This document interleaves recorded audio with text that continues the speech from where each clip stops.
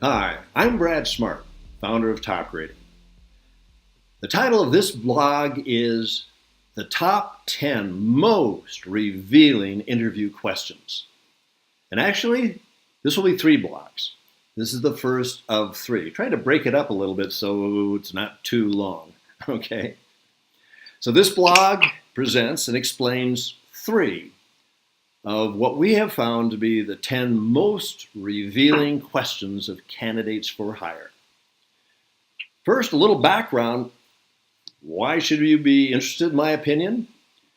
We're sending this blog or vlog, since it's video, to a lot of people who probably have not heard of Topgrading. So let me just give you my credentials quickly.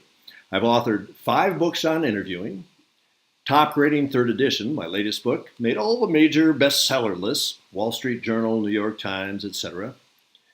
I did create Topgrading, and it doesn't sound very humble, but it is the most proven, most effective hiring approach. I think we can prove that. By going to www.topgradingcasestudies.com, you can see the evidence. As I said, dozens and dozens of case studies named in which there are 2 remarkable things. The average improvement was from 26 to 85% high performers hired, and all the CEOs say in their own words that they believe Topgrading is so important that the company is more successful because of Topgrading.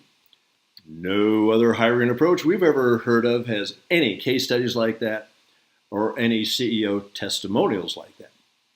Also, I've done a bit of interviewing myself. I've conducted over 6,500 multi-hour interviews of candidates for hire, usually 4 or 5 hour interviews, C-suite interviews. And considering other professionals in my company, the total is 20,000.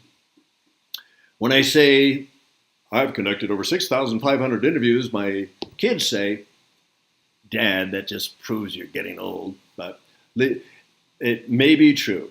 So, Topgrading clients are mostly in the SMB world because we have hundreds and hundreds of them, but got to drop a few names.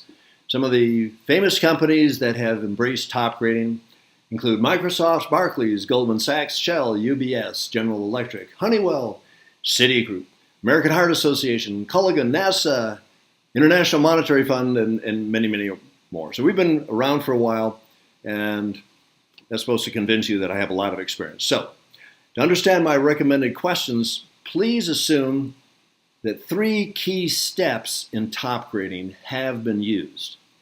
I have to tell you what these are because this is a secret sauce. This is how companies go from 26 to 85% high performers hired, okay? So this is part of the introduction. Key method number 1 is a truth serum. Candidates are told from the start that a final step in hiring is for them, not you, them to arrange reference calls with their managers and others, usually in the past decade. This truth serum causes low performers and those with fictitious resumes to drop out. And our research indicates that about 40% of resumes contain deliberate falsehoods. And who would hype the positives and ignore the negatives? Probably the low performers, okay? So this truth serum works, all right? Good.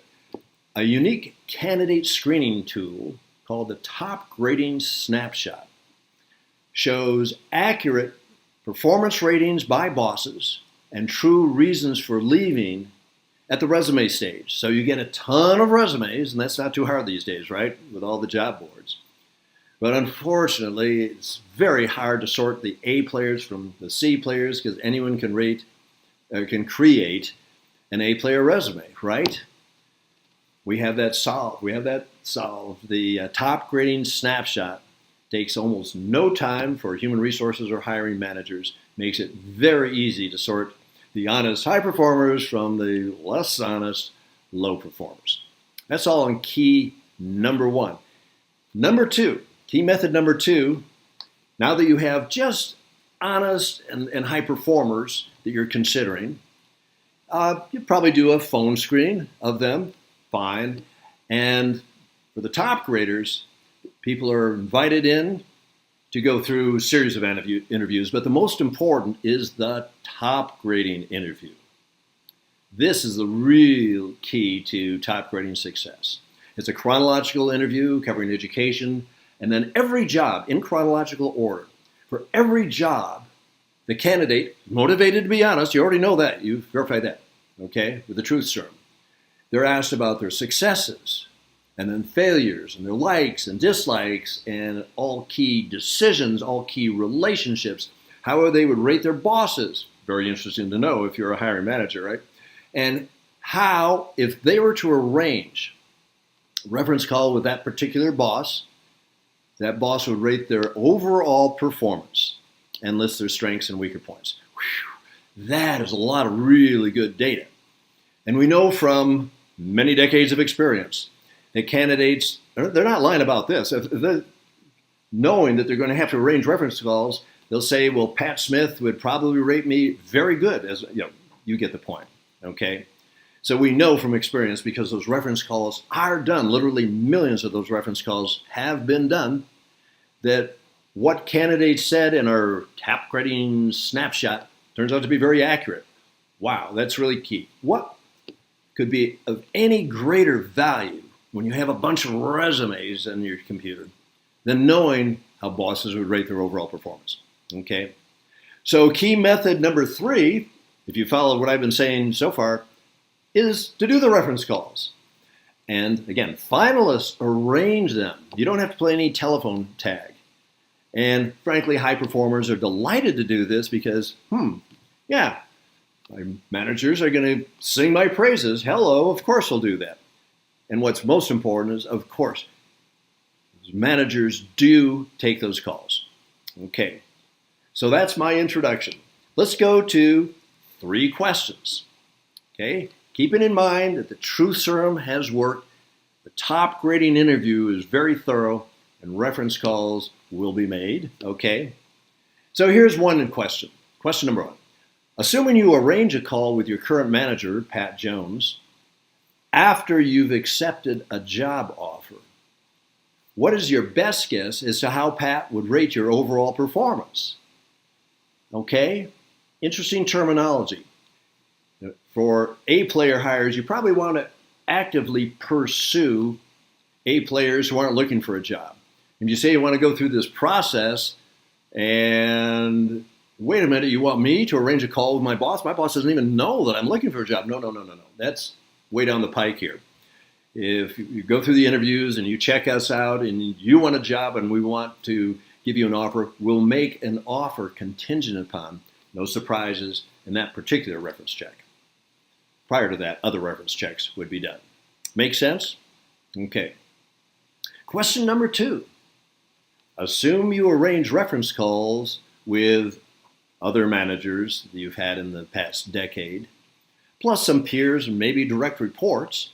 What's your best guess as to how, then you name the person, that might be someone you've heard about in the interview who's the manager they report to, might be a peer, might be a direct report, whatever.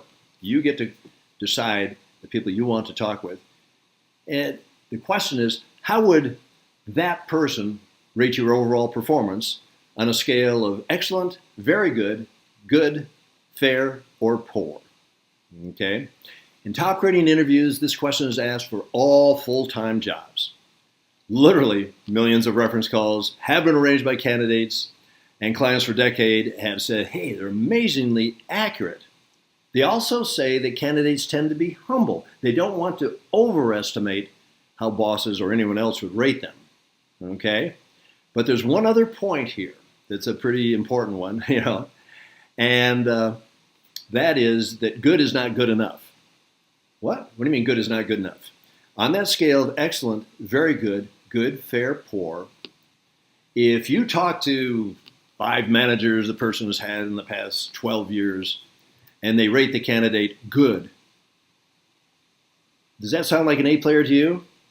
Or phrased this way, if I were the candidate and you asked me that question, okay, how would my bosses rate me on a scale? How would Pat Jones rate me? I think she would rate me good. Is that good enough? Probably not. Okay. The third question, final one for today in this vlog, list all the managers you've reported to in the past 12 years. Assuming you'll eventually be asked to arrange reference calls and I talk with them, which ones would rate your overall performance excellent, very good, good, fair, or poor? Now, this is not a question you'd ask unless you're at LaGuardia or LAX or O'Hare and you only had 5 minutes rather than several hours to conduct an interview. That'd be a pretty darn valuable question. I'm trying to make a point here about the rating scale and how you can hire high performers. Okay? Now I'm going to pretend to be that candidate and say, oh, okay, I've had 8 managers I've reported to in the past 13 years, and Joe P. Sam, okay, list them all. I don't think any one of them would have rated my performance excellent, but let me think about this. Now, I don't think any one of them would rate my performance very good either, but I think they'd all rate me good. All right. Does that sound like an A player? So I'm being a little redundant with this, but I want to make this point that good is not good enough if you want high performers. So as you screen people, as you reference check people, good is not good enough. All right.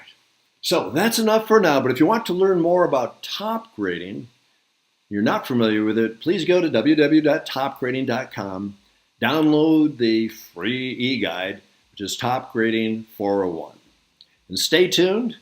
Upcoming very soon will be the second in these series of blogs, and will be the remaining 7 questions they'll cover in the next 2 blogs, the most important, most revealing questions you can ask of a candidate.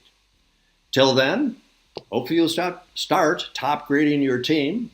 If you do that, you'll top grade your career. And if everybody does it who's in management in your company, top grade the company, the shareholders will be very appreciative.